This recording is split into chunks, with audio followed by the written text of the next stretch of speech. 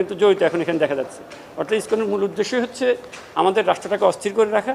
এখন আমিও যেভাবে কথা বলতেছি বিকেল পর্যন্ত আমিও নিরাপদ থাকবো কিনা এটাও কিন্তু আসলে এখন বাবার সময় হয়ে গেছে। কোর্ট খুব সুন্দর সমাধান দিয়েছে এবং কোর্টের আদালতের আদেশে আমরা খুবই সন্তুষ্ট। কোর্ট বলছে যে যেহেতু রাষ্ট্রযন্ত্র এখানে সর্বোচ্চ চেষ্টা দিয়ে তাদের আইনশৃঙ্খলা পরিস্থিতি নিয়ন্ত্রণ রাখছে, এটা আসলে ধন্যবাদ পাওয়ার যোগ্য। এবং যেহেতু রাষ্ট্রযন্ত্র দেখতেছে, সংবিধানের কথা বলছে, সংবিধান রক্ষার জন্য যে আমাদের সকলের দায়িত্ব, যে আমাদের জনগণ থেকে, কোর্ট থেকে, আইনজীবী থেকে সকলের দায়িত্ব, সেই সাংবিধানিক দায়িত্ব রাষ্ট্রযন্ত্র খুব ভালোভাবে দায়িত্ব পালন করতেছে।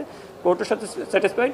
আমাদের ডেপুটি জেনারেল যিনারা আছেন ওনারাও আইনশৃঙ্খলা পরিস্থিতি নিয়ে স্যাটিসফাইড। আমিও কোর্টের আদেশ যেটা আজকে পেয়েছি যে রাষ্ট্রযন্ত্রের উপর উনি আদেশটা ছিল যে ইসকন নিষিদ্ধ এবং আইনশৃঙ্খলা পরিস্থিতি নিয়ন্ত্রণ করার ব্যাপার, এটা উনি যেহেতু নিয়ন্ত্রণে আছে এটা উনি রাষ্ট্রযন্ত্রের উপরে ছেড়ে দিয়েছে। কোর্টের প্রত্যেকটা অবজারভেশনে আমরা স্যাটিসফাইড। কারণ কোর্ট বলছে যে বাংলাদেশে আমরা হিন্দু, বৌদ্ধ, খ্রিস্টান এবং যতটুকু ধর্মের অনুসারী আছে আমরা প্রত্যেকটা অনুসারীরা খুব মিলেমিশে খুব সুন্দরভাবে বসবাস করতেছি।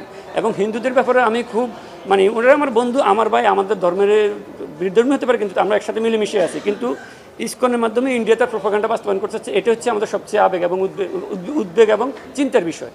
কারণ ইসকন ছাড়াও তো তাদের গুরুকুল আছে, তারা সেখানে শিক্ষা নিবে, মন্দির আছে তারা সেখানে প্রার্থনা দেবে। ইসকনের এখানে তাদের কোর্ট অবমাননা থেকে শুরু করে আইনজীবী হত্যার মাধ্যমে তারা অলরেডি আমরা গত 5-7 বছর থেকে তাদের নিয়ে খুব সন্দেহ প্রকাশ করছিলাম যে তারা একটা কিছু করতে পারে। এখন তারা রাষ্ট্রযন্ত্রকে অস্থির করার জন্য তারা তাদের এজেন্ডাগুলো অলরেডি বাস্তবায়ন করে যাচ্ছে। কিন্তু আমাদের রাষ্ট্রের স্বাধীনতা সার্বভৌমত্ব রক্ষার জন্য আমরা যদি এখনই ইসকনকে নিষিদ্ধ না করি, এটা ভবিষ্যতে রক্তের হোলি খেলার মধ্যে দিয়ে নিষিদ্ধ হবে। আমরা ইন্ডিয়ার সাথে বন্ধুত্বপূর্ণ সম্পর্ক চাই, তবে সেটা সমতা এবং ন্যায্যতার ভিত্তিতে। কোর্ট বলছে যে আমরা ইন্ডিয়ার সাথে সমতার ভিত্তিতে যে সম্পর্ক আছে আমরা সেই সম্পর্ক ভালো রাখতে চাই।